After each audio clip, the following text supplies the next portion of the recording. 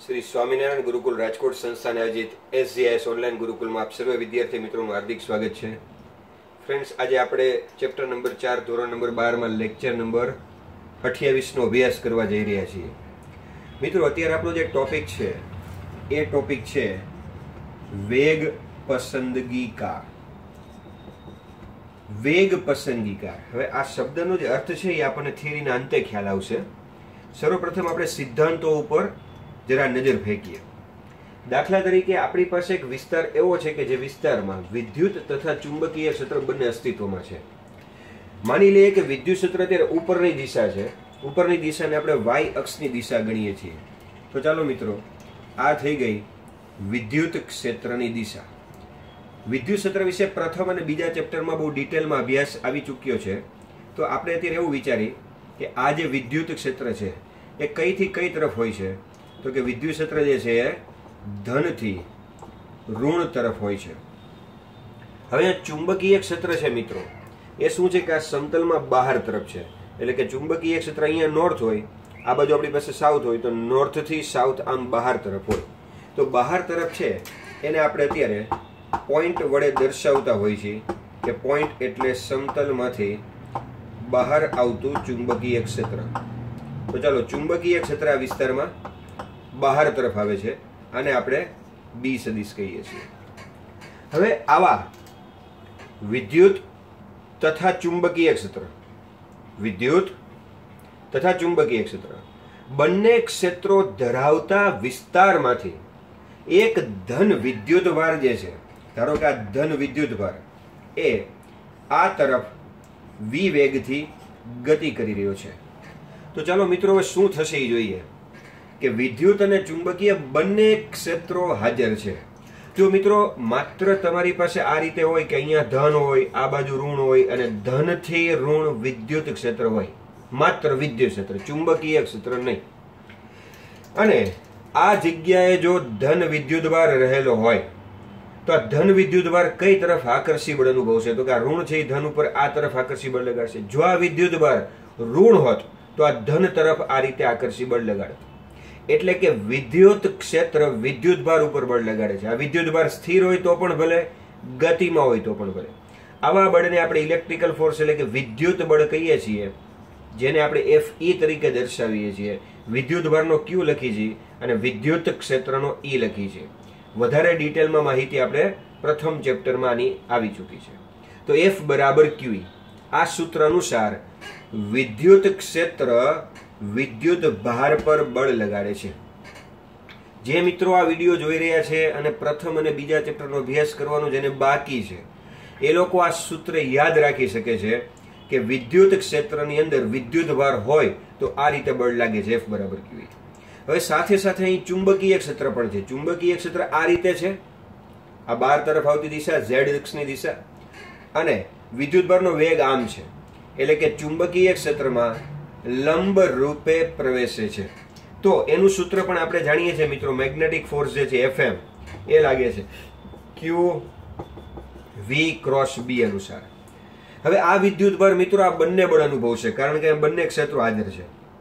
तो आ विद्युत भार उपर आ बंने बळ लागशे એટલે परिणामी बळ शुं थशे? तो के परिणामी बळ એટલે मित्रों आ बंने बळोनो सदिश सरवाळो, એટલે કે Fe इलेक्ट्रिकल फोर्स અને જે આ મેગ્નેટિક ફોર્સ છે ચુંબકીય બળ, આ બંનેનો સદિશ સરવાળો જે થશે એ રીતે વિદ્યુતભાર કુલ બળ અનુભવશે। अच्छा, सूत्रनी दृष्टिए जो આપણે લખવું હોય મિત્રો તો આ જગ્યા પર લખી શકીએ કે F બરાબર આ બળ જે છે એ QE છે, જ્યારે આ બળ જે છે એ Q V ક્રોસ B છે। અથવા તો આપણે એવું લખી શકીએ કે Q ને આપણે કોમન લખીએ, અહીંયા લખીએ આપણે E સદિશ વત્તા હવે મળ્યું છે V ક્રોસ B। तो मित्रों आवा बळने लोरेंट्स बळ कहे छे। हवे आ जे लोरेंट्स बळ छे, विद्युत बळ अने चुंबकीय बळ बनेनो सरवाळो, एना उपर आपणे थोड़ीक नजर फेंकीए के आ कुल बळनुं शुं थाय। आ जे लोरेंट्स बळ छे एनुं शुं थतुं हशे? तो सौथी पहेला आपणे एवुं विचारीए के अहींया धन विद्युतभार आ रीते गति करी रह्यो छे, विद्युतभार धन छे। हवे आ बळ कई दिशामां लागशे? विद्युत बळ आ विद्युत बळ कई दिशामां लागशे अने કેટલું लागशे? तो के QE જેટલું लागशे। कई दिशा में लागशे? तो कि सीधी वस्तु धन विद्युत भार अहींया छे तो ऋण तरफ खेंचाय। विद्युत क्षेत्र आम छे એટલે કે ધન થી ઋણ તરફ છે, એટલે ઋણ ઉપરની દિશામાં છે. જો માત્ર હું રફમાં દોરું વિદ્યુત ક્ષેત્ર, તો કે વિદ્યુત ક્ષેત્ર રીતે ઉપર તરફ છે. અહીંયા આ વિદ્યુત ક્ષેત્ર, આ ધન છે, આ ઋણ છે. ધન વિદ્યુત બળ પડ્યો હોય તો એ ઋણ તરફ ખેંચાય, એટલે કે ઉપરની દિશામાં બળ લાગે. તો આપણે એ લખીએ કે આ જગ્યાએ આ વિદ્યુત ભાર ઉપર ઉપરની દિશામાં Fe લાગશે, એટલે કે વિદ્યુત બળ ઉપરની દિશામાં લાગશે. અને કેટલું લાગશે? QE જેટલું લાગશે. આ QE જે આનું મૂલ્ય છે એટલું આપણને બળ લાગશે. હવે આપણે ચુંબકીય બળ વિશે માહિતી જોઈએ. તો ચલો, ચુંબકીય બળ એની દિશા જોવાની છે પહેલા તો આપણે. તો આ જે સૂત્ર છે QV ક્રોસ B, તો એમાં આપણે કઈ રીતના લખી દઈએ? જમણા હાથના ક્રોસ ગુણાકાર મુજબ પ્રથમ આંગળી V ની દિશામાં, બીજી આંગળી B ની દિશામાં. તો ચાલો અહીંયા વિચારીએ. V આ તરફ છે, તો પ્રથમ આંગળી વેગની તરફ થઈ ગઈ. બીજી આંગળી ચુંબકીય ક્ષેત્રમાં, ચુંબકીય ક્ષેત્રથી બહાર આવતી દિશામાં છે. તો ચાલો આ V, આ B બહાર તરફ લાવો એટલે આપણે હાથ આમ કરવો પડે મિત્રો, કે પ્રથમ આંગળી V માં છે, બીજી આંગળી ચુંબકીય ક્ષેત્ર બહાર છે. તો અંગૂઠો આવ્યો આમ નીચે તરફ આવ્યો. નીચે તરફ આવ્યો એટલે અહીંયા આના ઉપર ચુંબકીય બળ એટલે કે મેગ્નેટિક ફોર્સ નીચે તરફ લાગશે. તો વિચારો, આ જગ્યાએ વિદ્યુત બળ ઉપર થયું શું? વિદ્યુત બળ ઉપર તરફ લાગ્યું, ચુંબકીય બળ નીચે તરફ લાગ્યું. બંને બળો સમાન મૂલ્ય અને પરસ્પર વિરુદ્ધ દિશાના થયા. હવે આ વસ્તુને સપોઝ આપણે જરાક ગાણિતિક રીતે દર્શાવી છે, સદિશ ગુણાકારની રીત ઉપરથી દર્શાવી છે, તો આપણે કઈ રીતે દર્શાવી શકીએ? તો આપણે વાત કરીએ એમ કે આ QE છે અને આ જે છે એ QV ક્રોસ B છે. એટલે કે આપણે Q કોમન કાઢેલો છે, E વત્તા આ V ક્રોસ B, આ રીતે આપણે લખેલું છે. તો હવે આપણે સદિશની રીતે લખવું છે. તો Q, તમે જુઓ વિદ્યુત ક્ષેત્ર કઈ દિશામાં છે? તો કે વિદ્યુત ક્ષેત્ર ઉપરની દિશામાં છે. આ E સદિશ એટલે તો આપણે લખી શકીએ EJ કેરેટ. રેડી? હવે V ક્રોસ B, V કઈ દિશામાં છે તમે જુઓ, તો કે વેગ છે આ દિશામાં છે. આ દિશા એટલે I કેરેટ. તો આપણે અહીંયા વત્તા કરીએ અને V I કેરેટ ક્રોસ ચુંબકીય ક્ષેત્ર બહાર આવતી દિશામાં છે, આમ Z અક્ષની દિશામાં, એટલે કે આ B સદિશની જગ્યાએ લખીએ આપણે BK કેરેટ. તો ચલો આ રીતે આપણે વિદ્યુત ક્ષેત્ર Y અક્ષની દિશામાં હતું તો J કેરેટ, વેગ આ દિશામાં હતો તો I કેરેટ. હવે સદિશ નહીં કરવાનું, VI કેરેટ લખ્યું આપણે. ચુંબકીય ક્ષેત્ર બહાર છે તો K કેરેટ. એટલે કે આગળ જો સાદુરૂપ આપીએ તો F બરાબર Q, અહીંયા EJ કેરેટ વત્તા, હવે આ બેનો જે ક્રોસ ગુણાકાર છે મિત્રો એ આપણે કરી જોઈએ. તો ક્રોસ ગુણાકાર કઈ રીતના થશે? V ક્રોસ B નો, તો કે V અને B એમને મળશે, V અને B એના મૂલ્ય તરીકે. હવે I carat cross K carat એ આપણે ગણવાનું છે. ફરી પાછું, પ્રથમ આંગળી I કેરેટમાં એટલે કે આ તરફ, બીજી આંગળી K કેરેટમાં, K કેરેટ એટલે બહાર તરફ તમારી સામે. તો અંગૂઠો આવ્યો નીચે, નીચે એટલે ઋણવાય દિશા, ઋણવાય દિશા એટલે -J કેરેટ, એટલે અહીંયા આપણે -J કેરેટ પણ લખી શકીએ. તો આપણું જે આ સ્ટેપ છે એ પરિણામી બળ સૂચવે છે આપણને કે Q કોમન કાઢેલો છે આપણે, કૌંસમાં આપણે લખ્યું છે EJ કેરેટ અને વત્તા VB અને -J કેરેટ. અચ્છા, આપણે J કેરેટ પણ કોમન અહીંયા લખી શકીએ, દર્શાવી શકીએ આ રીતે કે ભાઈ આપણે આ F સદિશ છે, આપણે Q લખ્યો છે. હવે આપણે એવું લખીએ કે આ E લખીએ, આ માઇનસ અહીંયા લખીએ V VB અને J કેરેટ આપણે બહાર દર્શાવીએ. આ રીતે પણ આપણે સ્ટેપની રજૂઆત કરી શકીએ છીએ કે Q કોમન છે, કૌંસમાં E VB J કેરેટ છે. હવે આ બધું છે ને ગાણિતિક સ્વરૂપમાં નિરૂપણ થયું, પણ આપણો મુખ્ય ઉદ્દેશ શું છે આ વસ્તુ સમજવાનો? મુખ્ય ઉદ્દેશ એ છે મિત્રો કે જો આ રીતની ગોઠવણી હોય કે જેમાં વિદ્યુત ક્ષેત્ર ઉપર તરફ હોય, ધન વિદ્યુત બળ આમ ગતિ કરતો હોય તો વિદ્યુત બળ આ રીતે લાગે.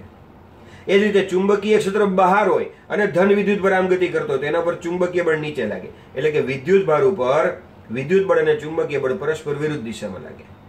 હવે વિચારો કે આ બંનેના જો મૂલ્ય પણ સમાન હોય તો શું થાય? વિરુદ્ધ દિશા તો છે જ. એટલે કે વિદ્યુત બળનું મૂલ્ય QE છે અને આ જે ચુંબકીય બળ છે એ ચુંબકીય બળનું મૂલ્ય ખરેખર QVB sin θ છે. થીટા એટલે V અને B વચ્ચેનો ખૂણો. હવે V આમ છે ને B બારે છે એટલે ખૂણો 90 છે, એટલે sin 91 થઈ જાય એટલે બળ તો મળે QVB જેટલું મહત્વ. એટલે ધારો કે આ છે વિદ્યુત બળ QE અને ચુંબકીય બળ QEB, કારણ કે sin 91 છે. હવે જો મૂલ્ય પણ સરખા હશે તો શું થશે? કારણ કે બંને બળોની દિશા વિરુદ્ધ છે. આ દિશા વિરુદ્ધ છે, જો મૂલ્ય પણ સરખા થાય એટલે કે એક વિદ્યુત ભાર દાખલ થાય છે, વિદ્યુત ક્ષેત્ર વિદ્યુત બળ 5 ન્યૂટન આમ લગાડે અને ચુંબકીય ક્ષેત્ર ચુંબકીય બળ 5 ન્યૂટન આમ લગાડે તો 5 ન્યૂટન વિદ્યુત બળ ચુંબકીય બળ એકબીજાની અસર નાબૂદ કરી નાખે અને આ વિદ્યુત ભાર ઉપર પરિણામી બળ શૂન્ય થાય અને પરિણામી બળ શૂન્ય થાય એટલે તે પોતાની અવસ્થા બદલ્યા વગર આ રીતે સુરેખ પથ ઉપર ગતિ કરતો તો તે સુરેખ પથ ઉપર જ ગતિ કરે, તેના ઉપર કોઈ પણ બળની અસર ન થતી હોવાથી તે કોઈ પણ દિશામાં આવર્તન કે વિચલન પામે નહીં, તે સુરેખ માર્ગે નીકળી જાય કોઈ પણ પ્રકારનું આવર્તન અનુભવ્યા વગર, કારણ કે આ બંને બળો સમાન છે. રેડી?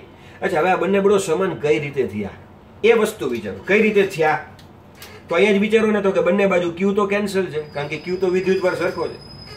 તો E બરાબર VB થવું જોઈએ, આ શરતનું પાલન થવું જોઈએ, તો જ આ બંને બળો સરખા થાય. એટલે કે કઈ શરત? હજી ધ્યાનથી જુઓ તમે કે વિદ્યુત અને ચુંબકીય ક્ષેત્ર તો એક વખત ગોઠવી દીધા છે કે ભાઈ વિદ્યુત ક્ષેત્ર આટલું ગોઠવ્યું, ધારો કે 10 વિદ્યુત ક્ષેત્ર ધારો કે 10 ન્યૂટન પ્રતિ કુલમ ગોઠવ્યું અને ચુંબકીય ક્ષેત્ર ધારો કે 2 ટેસ્લા ગોઠવ્યું કે જે કાંઈ, તો આ તો એક વખત ફિક્સ થઈ ગયા આ E અને B ની કિંમત. હવે એમાંથી તમે જે વિદ્યુત ભાર દાખલ કરો તો ઘણા બધા જથ્થાબંધ વિદ્યુત ભારો જાય છે, અલગ અલગ વેગના જાય છે. કોકનો વેગ 2 ગુણ્યા 10 ની ઉપર 6 ઘાત છે, કોકનો 10 ની ઉપર 5 ઘાત છે, કોકનો 3 ગુણ્યા 10 ની ઉપર 7 ઘાત છે, અલગ અલગ વેગના જાય છે. તો જો આ વેગ અલગ અલગ હશે, આ બેની કિંમત ફિક્સ છે, આ વેગ અલગ અલગ હશે, તો આ બંને સમાન થશે નહીં. તમે વિચાર કરો, મારે E બરાબર VB કરવું હોય, ધારો કે આ 10 છે, E એટલે 10 છે, આ B એટલે ધારો કે 2 છે, સમજવા માટે કહું છું. તો સીધી વસ્તુ છે કે જે વિદ્યુત ભારોનો વેગ અહીંયા 5 હશે તો જ આ સમીકરણની બરાબર સરખી થશે. પણ જે પણ વિદ્યુત ભાર દાખલ થતો હશે એનો વેગ માનો કે 5 ની બદલે 6 છે, તો આ થઈ જશે, બળ વધી જશે, આ બળ ઘટી જશે, તો આ શરતનું પાલન નહીં થાય. એટલે કે ચોક્કસ પ્રકારનો વેગ હોવો જોઈશે કે ભાઈ વેગ જેનો 5 છે એના માટે જ આ સમીકરણની બંને બાજુ સરખી થાય. એટલે ચોક્કસ પ્રકારનો વેગ ધરાવતા કણો માટે જ આ વસ્તુ શક્ય બનશે કે બંને બળોના મૂલ્ય સમાન થશે, દિશા વિરુદ્ધ થશે, પરિણામી બળ 0 થશે, તે વિદ્યુત ભારિત કણ વિચલન પામ્યા વગર સીધો પસાર થઈ જશે. એવું ચોક્કસ કણવાળા વિદ્યુત ભારો માટે થશે. હવે ચોક્કસ વેગ કયો? તો કે આપણે વેગને કરતા બનાવીએ અને B ને છેદમાં જવા દઈએ, એટલે કે E ના છેદમાં B. આ સૂત્ર આપણા માટે અગત્યનું થઈ ગયું કે જે વિદ્યુત ભારનો વેગ E અને B ના ગુણોત્તર જેટલો, એટલે કે જો આ સૂત્રને હું કરતા બનાવું અહીંયા આ કમી કિંમતો મૂકીને, તો કે E એટલે 10 અને B એટલે 2, તો કે જેનો વેગ 5 મીટર પ્રતિ સેકન્ડ છે, ધારો કે એવા જ વિદ્યુત ભારિત કણો જેનો વેગ આટલો છે, E/B જેટલો છે, એવા જ વિદ્યુત ભારિત કણો અહીંથી સુરેખ માર્ગ ઉપર ગતિ કરશે. હવે તમે વિચાર કરો, અહીંથી તો ઢગલાબંધ કણો આવ્યા છે. તમે જ વિચાર કરો, અહીંથી આપણે એક કણ ગયો આવી રીતના કે જેનો વેગ 7 મીટર પ્રતિ સેકન્ડ છે, એક એવો ગયો જેનો વેગ 5 છે, બીજો ગયો જેનો વેગ 6 છે, બીજો ગયો જેનો વેગ 4.5 છે. હું સમજાવવા માટે અલગ અલગ ઉદાહરણ લઉં છું. એક એવો ગયો જેનો વેગ 3.5 છે, એક એવો ગયો જેનો વેગ 8 છે. હવે ઘણા બધા વિદ્યુત ભારો આ રીતે અહીંથી એમ દાખલ થયા, તો તમે મને કહો કે વિચલન કોણ નહીં પામે? તો કે એક જ જવાબ છે આપણો, 10 અને 2 વડે 5, એટલે કે જેનો વેગ 5 છે એ વિચલન પામ્યા વગર સીધા પસાર થઈ જશે. બાકીના બધા જે છે એ વિચલન પામશે, કોઈ આ બાજુ જશે, કોઈ આ બાજુ જશે, કારણ કે આ બે માંથી એક બળ વધુ ઓછું થઈ જશે. તો બાકીના કણો વિચલન પામશે. વિચલન કોણ નહીં પામે? સીધું કોણ નીકળશે? તો કે ચોક્કસ વેગ ધરાવતો કણ કે જેનું મૂલ્ય E/B જેટલું છે, એવો જેનો જેટલો વેગ છે એ વિદ્યુત ભારિત કણોને તમે સીધા પસાર થવા દઈ દેશો. એટલે આપણે કદાચ આવા જથ્થાબંધ કણો જતા હોય અને એમાંથી બહાર આપણને કોઈ ચોક્કસ વેગ ધરાવતા કણો જ જોઈતા હોય, ચોક્કસ વેગ ધરાવતા કણોને જ આપણે પસંદગી કરવાના હોય, ચોક્કસ વેગની જ પસંદગી કરવાની હોય, તો આ રચના આપણને કામ આવે. એટલે રચનાનું નામ છે વેગ પસંદગીકાર. મેં કહ્યું હતું કે આ નામ તમને ટોપિકના અંતે ખબર પડશે. તો વેગ પસંદગીકાર જે છે કઈ રીતના કામ કરે છે તમે જોઈ લીધું કે E અને B ની એવી રીતે ગોઠવણી કરવાની કે બંને બળોના મૂલ્ય વિરુદ્ધ દિશામાં થવા જોઈએ. હવે જે કણનો વેગ E અને B ના ગુણોત્તર જેટલો હશે તેના ઉપર પરિણામી બળ શૂન્ય થશે અને તે કણ સીધા જતા રહેશે. આમ આપણે આ ચોક્કસ વેગ ધરાવતા કણોને અલગ તારવી શકીશું. આવી રીતના કોઈ પણ જગ્યાએ કામ આવે. અને તમે ખાસ ધ્યાન આપો આ વસ્તુનું કે આ જે છે એ વિદ્યુત ભાર ઉપર આધાર નથી રાખતું, વિદ્યુત ભારના દળ ઉપર આધાર નથી રાખતું, કોઈ જ વસ્તુ ઉપર નહીં. આ વસ્તુ માત્ર વિદ્યુત ભારના વેગ ઉપર આધાર રાખે છે. એટલા માટે આ રચના અને આ ગોઠવણી આપણા માટે ખૂબ જ કામની થઈ જાય છે કે પરસ્પર E અને B આ બંને જો લંબ છે તો એનો આપણે વેગ પસંદગીકાર તરીકે ઉપયોગ કરી શકીએ છીએ કે જેમાંથી E/B જેની જેટલી ઝડપ હોય એ જ બહાર નીકળી શકે. યાદ રાખો મિત્રો, 1897 ની વાત છે. 1897 માં જે થોમ્સને ઇલેક્ટ્રોનનો વિદ્યુતભાર અને દળનો ગુણોત્તર માપ્યો હતો. એટલે કે Q/m અથવા તો E/m તમે જે લખો એનો ગુણોત્તર આપણે માપ્યો હતો. હવે 1897 માં જે માપ્યો એમાં આ જ સિદ્ધાંતનો ઉપયોગ કરેલો હતો. બરોબર છે. અને ખાસ કરીને આ સિદ્ધાંતનો ઉપયોગ આપણે માસ સ્પેક્ટ્રોમીટર નામનું સાધન છે એમાં પણ થાય છે. એમાં આપણે આયનો અને વિદ્યુતભાર અને દળના ગુણોત્તરો મુજબ જુદા પડવા માટે પણ ઉપયોગમાં લઈ શકતા હોય છે. તો આ ટોપિકમાં ખાસ વસ્તુ યાદ રાખો કે બંને બળો, વિદ્યુત અને ચુંબકીય બળો, આ બળ જે લોરેન્સ બળ છે, આ સિદ્ધાંતનો ઉપયોગ કરીને આપણે ચોક્કસ વેગ ધરાવતા કણોને અલગ તારવી શકીએ છીએ. બીજું કે હવે આ વસ્તુ કે આ સિદ્ધાંત જે છે, આ સિદ્ધાંતનો ઉપયોગ આપણે આગળ સાયક્લોટ્રોનનો ટોપિક, ભલે અત્યારે આપણે કોર્સમાંથી નીકળી ગયો છે કોરોનાને લીધે, આ વર્ષ જે છે આપણું 2020-21 એમાં સાયક્લોટ્રોનનો ટોપિક નથી, પણ આપણે મિત્રો આળસ નથી કરવી, કારણ કે નીટમાં નીકળશે કે નહીં ખબર નથી. JEE-માં પણ એમાંથી કદાચ પ્રશ્ન પૂછી શકાય, અને ન પૂછાય તો પણ છે ને ખૂબ મજાનો ટોપિક છે. અને આ જે રચનાના સિદ્ધાંત છે એના ઉપર જ આ ટોપિક આવેલો છે. બરોબર. એટલે આપણે નેક્સ્ટ લેક્ચરમાં જ્યારે મળી, લેક્ચર નંબર 29 આવતીકાલે. યાદ રાખજો મિત્રો, હમણાં જો દિવાળીનું વેકેશન પડશે તો એ વેકેશન આપણે સાયન્સના વિદ્યાર્થીઓ ઓછું પાડવાના છીએ. આપણે લેક્ચર થોડા વધુ સમય સુધી ચાલુ રાખશું. અમે એવું હોય તો વધારે રેકોર્ડ કરી લેશું, તમને પણ અગાઉથી આપી દેશું, એટલે તમે વેકેશનનો સદુપયોગ કરી શકીએ. આપણે એવું નથી કરવું કે વેકેશનમાં સરકારના નિયમની વિરુદ્ધ આપણે સ્કૂલ ચાલુ રાખવી, એવો કોઈ આપણો હેતુ નથી. પણ વેકેશનનું જે કામ તમને વિડીયો લેક્ચરના સ્વરૂપમાં પૂરું પાડવાનું છે તે અમે અગાઉથી રેકોર્ડ કરીને અગાઉથી જ મૂકી દેશું આપણી ચેનલમાં.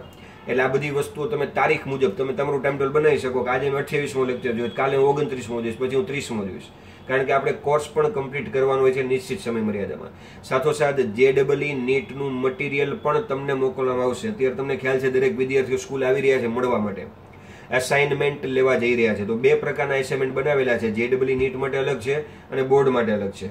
આ બધી જ વસ્તુઓ જેટલી પણ અસાઇનમેન્ટમાં આપે છે એ 18 તારીખે આપણું કાર્ય પૂરું થાય છે. એટલે 19મી તારીખે આ દરેક વસ્તુઓ નોટમાં જોઈશે. હું સૂચના બધી ગ્રુપમાં મૂકી દઈશ કઈ રીતના કામ કરવાનું છે. નોટ અલગ બનાવવાની છે, બોર્ડના અસાઇનમેન્ટની નોટ અલગ છે, JEE નીટના અસાઇનમેન્ટની નોટ અલગ છે, અને રેગ્યુલર જે ભણો છો એની પાકી નોટ જે તમે બનાવો છો એ તો અલગ બનાવો જ છો. તો ચાલો વધુ સૂચનામાં આપણે ગ્રુપમાં સાથે મળીશું.